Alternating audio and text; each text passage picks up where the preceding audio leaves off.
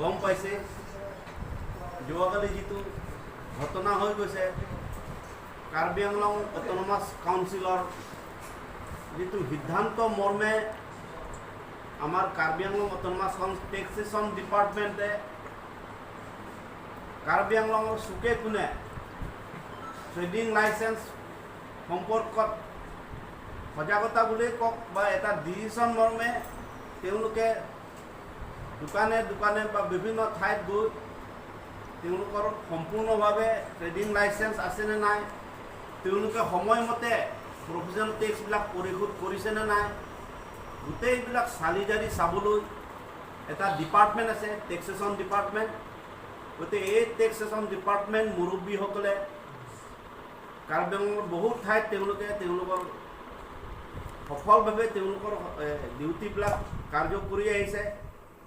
কালি হঠাৎ তেওঁলোকে যি সুখানজান এলেকাত বোকাজান টাউন অন্তৰ্গত সুখানজান এৰিয়াত গৈ যি অবাঞ্ছনীয় পৰিস্থিতি সেইটো ইয়াৰ উপলক্ষে আজি এই সংবাদমেলত আমাৰ জ্যেষ্ঠ বিজেপি নেতা লংচিং তকবি দেৱ আছে, পংকজ টেঙন আছে। আপোনালোকৰ আগত তেখেতসকলে বিশেষভাৱে আমাৰ লংচিং তকবি দেৱে বহলাই ক'ব। আপোনালোকৰ সুধিবলগীয়া কথা যদি থাকে তেখেতৰ পৰা সুধি জানি ল'ব। সেয়েহে আপোনালোকক মই শেষত মোৰ তৰফৰ পৰা ভাৰতীয় জনতা পাৰ্টি পূব কাৰ্বি আংলং জিলা সমিতিৰ সাধাৰণ সম্পাদক হৈ অনুৰোধ কৰিছোঁ আপোনালোকে প্ৰেছ মিডিয়া বন্ধু বান্ধৱীসকলে যাতে যেন যোৱাকালি যি ঘটনা ঘটিল কালপৰিত সেই কালপৰিতৰ কোনো ৰং ৰূপ নাথাকে, যাতে যেন অন্য ৰং নলয়, অন্য ৰূপ নলয়। উচিত ব্যৱস্থা আমাৰ বলিষ্ঠ নেতৃত্ব দিব পৰা কাৰ্বি আংলং জিলা পৰিষদৰ মুখ্য কাৰ্যবাহী সদস্য ডক্টৰ তুলিৰাম মহানদেৱে এতিয়া আৰম্ভ কৰিছেহি তেখেতসকলৰ ওপৰত একশ্যন লোৱাটো, যাতে যেন আপোনালোক সকলোৱে দল আৰু চৰকাৰ, এই দলৰ যিটো চৰকাৰ, এই দল চৰকাৰৰ লগত সহায় সহযোগিতা আগবঢ়ায়, যাতে যেন অন্য ৰূপ ৰং ল'ব নাপায়, সেইটোৰ ওপৰত আপোনালোকে প্ৰেছ বন্ধু বান্ধৱীসকলে গুৰুত্ব নজৰ দিয়ে যেন তালৈকে মই অনুৰোধ থাকে। নমস্কাৰ।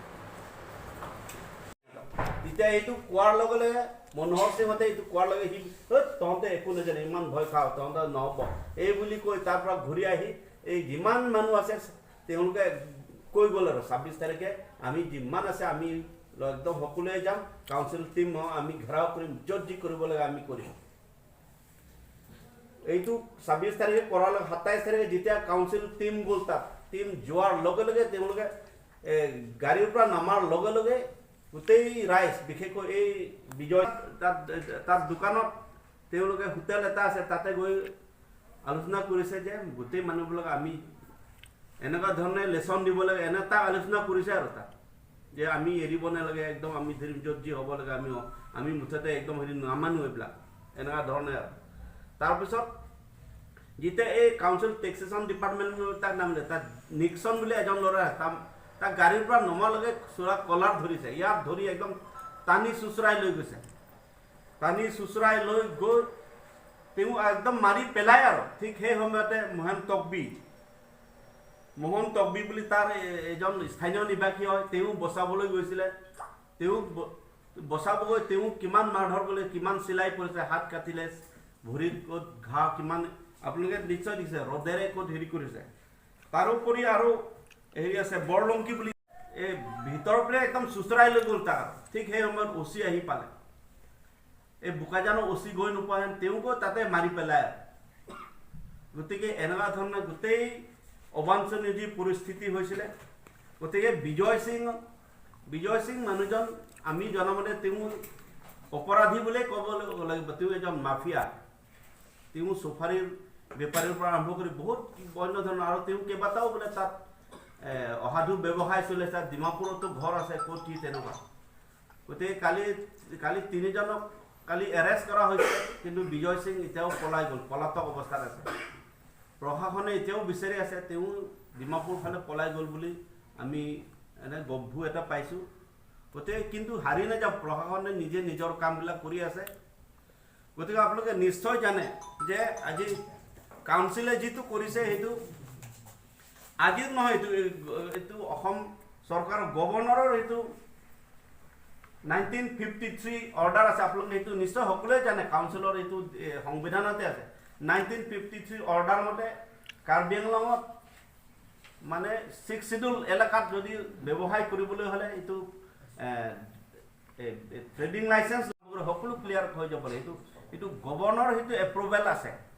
কিন্তু এই বিষয়বস্তুটো ইমান দিন কোনো কাউন্সিলে কৰা নাছিলে।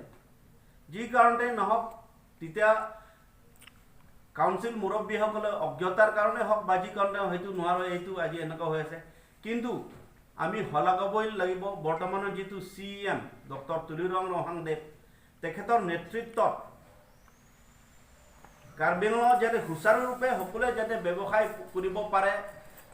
কাৰণ অসমৰ বুলি নহয়, ভাৰতবৰ্ষৰ সকলো ঠাইতে যিকোনো ৰাজ্যতে ব্যৱসায় কৰিবলৈ ট্ৰেডিং লাইচেঞ্চ লাগিবই।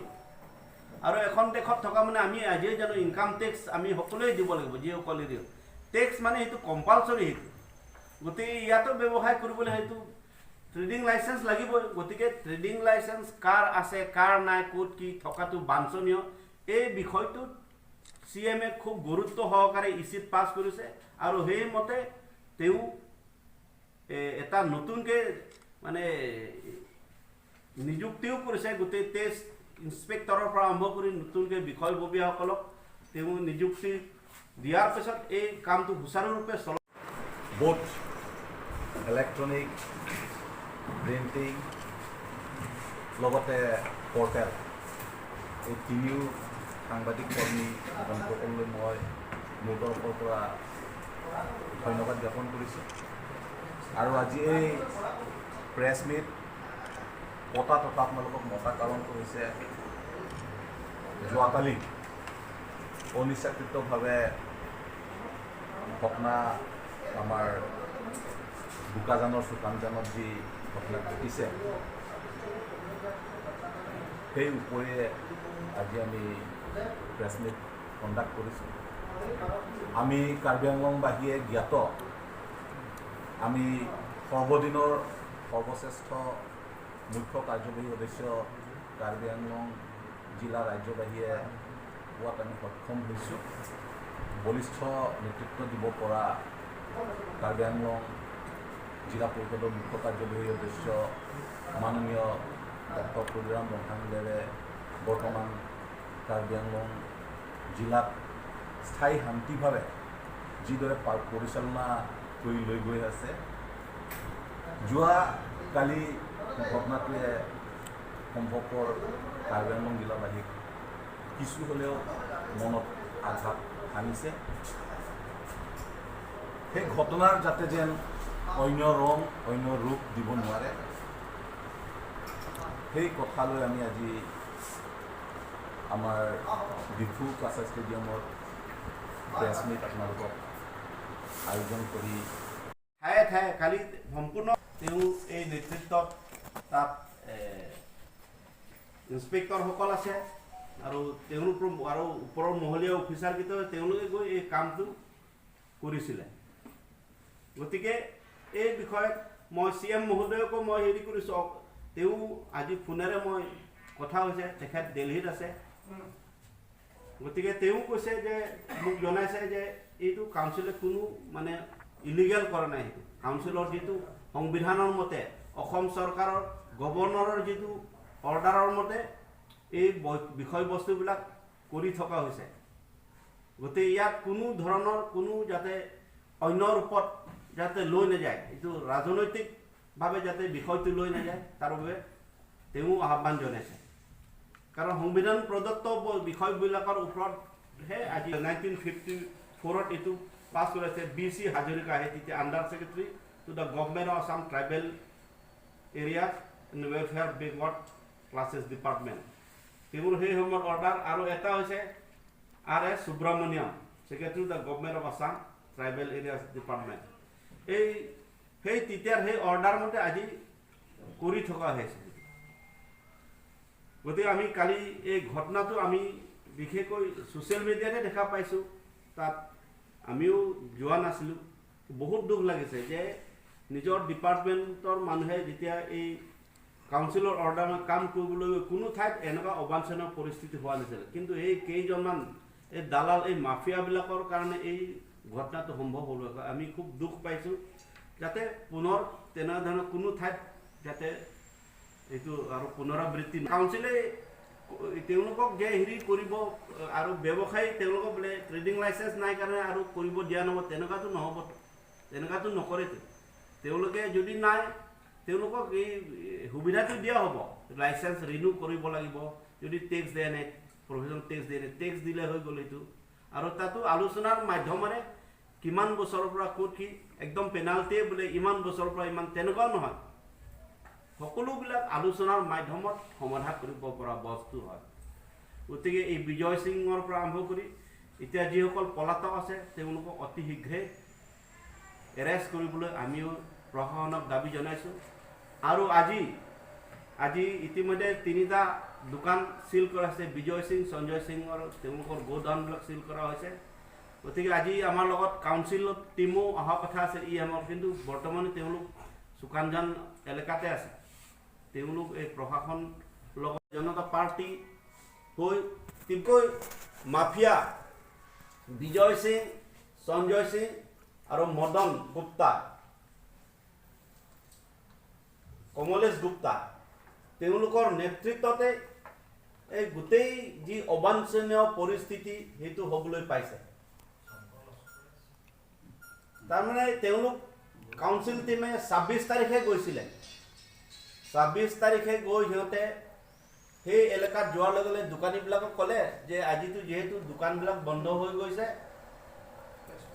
আমি কালি আহিম এনেকুৱা কৈ গ'ল কাউন্সিল টিম 4টা গাড়ী লৈ তেওঁলোকে গৈছে সেই সুকানজান এৰিয়াত 26 তাৰিখে তেওঁলোকে দোকানীবিলাকক কৈ গ'ল যে আজি যিহেতু আপোনালোকে বন্ধ হৈছে আমি কালি আহিম তেতিয়াই কি কৰিলে এই বিজয় সিং সেই সিহঁতৰ গ্ৰুপে মানুহবিলাকক সম্পূৰ্ণৰূপে আইডেণ্টিফাই কৰি লৈছে কাৰণ টেক্সেশ্যন ডিপাৰ্টমেণ্ট ইউনিফৰ্ম আছে তেওঁলোকে গম পাইছে যে অহাকালি 27 তাৰিখে আহিব 27 তাৰিখে আহিব বুলি তেওঁলোকে জনাৰ লগে লগে 26 তাৰিখৰ ৰাতিয়ে এই বিজয় সিং আৰু কেইজনমানে গৈ বোকাজান এলেকাত তাত যেতিয়া পুৰণি নেতৃবৃন্দ তাত স্থানীয় যিসকল ছিনিয়ৰ লোক আছে তেওঁলোকৰ তাত গৈ যে অহাকালি আমি প্ৰটেষ্ট কৰিম প্ৰচেছন যাম এনেকুৱা ধৰণে কৈছিলে মনোহৰ সিং তাত প্ৰতিষ্ঠিত এজন ব্যক্তি আৰু তাত আৰু হৰিহৰ সিঙৰ পৰা আৰম্ভ কৰি তেওঁলোকক কৈছে যে আপোনালোকে কালি আহিব লাগিব যে কালি টেক্সেশ্যন ডিপাৰ্টমেণ্ট আহিব তাতে আপোনালোকে আমাৰ লগত থাকিব লাগিব তেতিয়া মনোহৰ সিং হৰিহৰ সিং সিহঁতে কৈছে যে কাউন্সিলে সেইটো নিজাববীয়াকৈ কিবা এটা টেক্সেশ্যন বা ট্ৰেডিং লাইচেঞ্চ তেওঁলোকে চেক কৰি আহিব কিয় আমি প্ৰয়োজন যাব লাগে এইটোতো কৰিব নালাগে কিবা যদি যাব লাগে আমি CM তাত যাম EM বিলাকৰ তাত যাম আমি প্ৰয়োজন যোৱাৰ দৰকাৰ নাই